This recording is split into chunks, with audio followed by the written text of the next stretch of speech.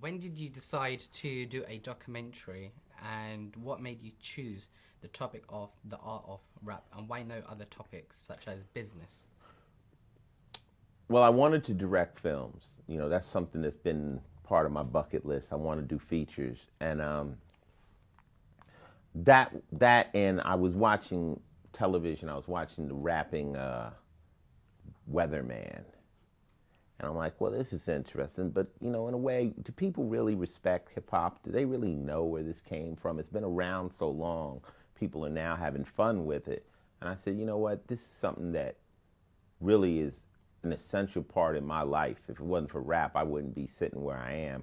I said, you know what? I want to do a documentary. I want to do something and document hip hop as an art form and a craft because I don't think a lot of people respect it.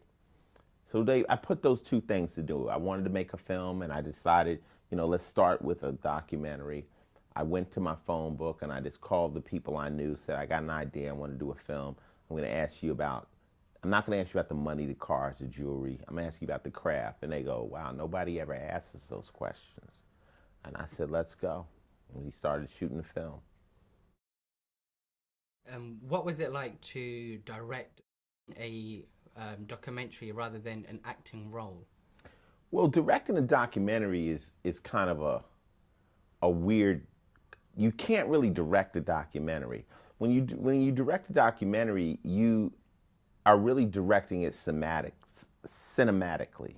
So you're talking to your cameraman and you're saying, these are the shots I need. When we're talking, I want the shoes, I want the hands, I want the room. When you're shooting the city shots, you're pointing the camera here, you're finding different looks and stuff. It's more comes into editing. Now, with each artist, I had 15 questions that I asked them all. I didn't direct them. I couldn't tell them what to say. I just asked them the different questions.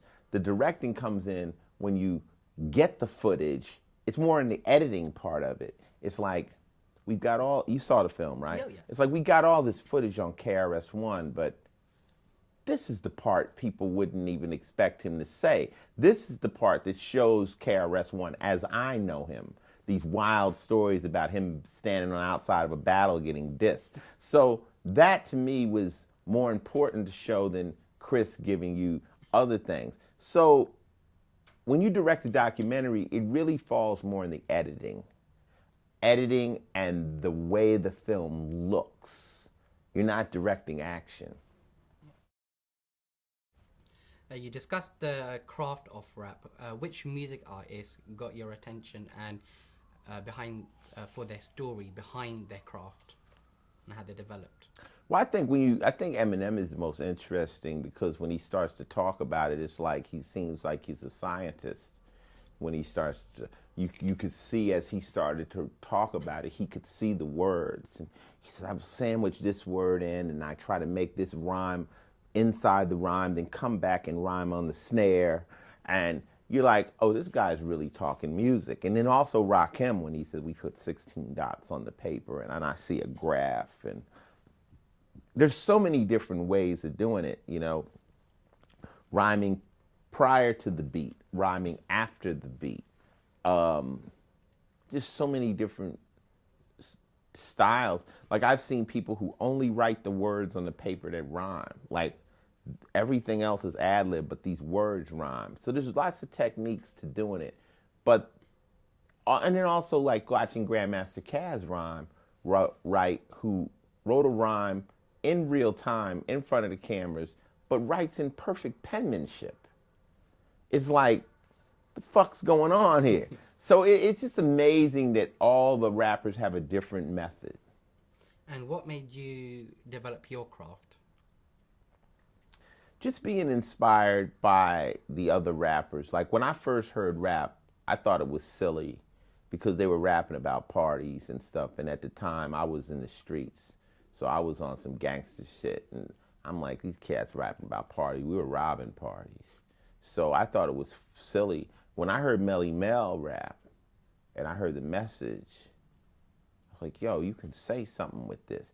The intelligence of it made me want to rhyme. I was like, yo, this isn't stupid. This can be taken to another level. And you know, I started rhyming very story based, 6 in the morning stuff. So I just was like adventures. I like to tell stories and being whack when I first came out, you know. Whack is a word that'll motivate you, you know. Hey, yo, man, Ice-T's whack, you know. You don't get mad. You don't say, oh, you're a hater. You say, yo, I got to get better. So just getting better and then knowing who was out there at the time and listening to Rakim and Public Enemy and knowing who was coming out at the time I was coming out and knowing I had to get the bar up. And I knew I wasn't going to be able to maybe rhyme like a Twister or something. So I said, you know, like I say in one of my rhymes, I say, I listen to your styles, although you rhyme quicker, no matter what you do, I'll always lace mine thicker. So my thing was, maybe I can't say the most, but I'll say the heaviest shit and kill them with content. And sorry. Right, so I got time. Last question, come on, quick. Okay, last question. Since you got on a suit and you looking Thank you. fly. Thank you. Okay, over the past 25 years that you've been in rap, how has rap changed and where do you see it going? Well, rap is basically now pop music.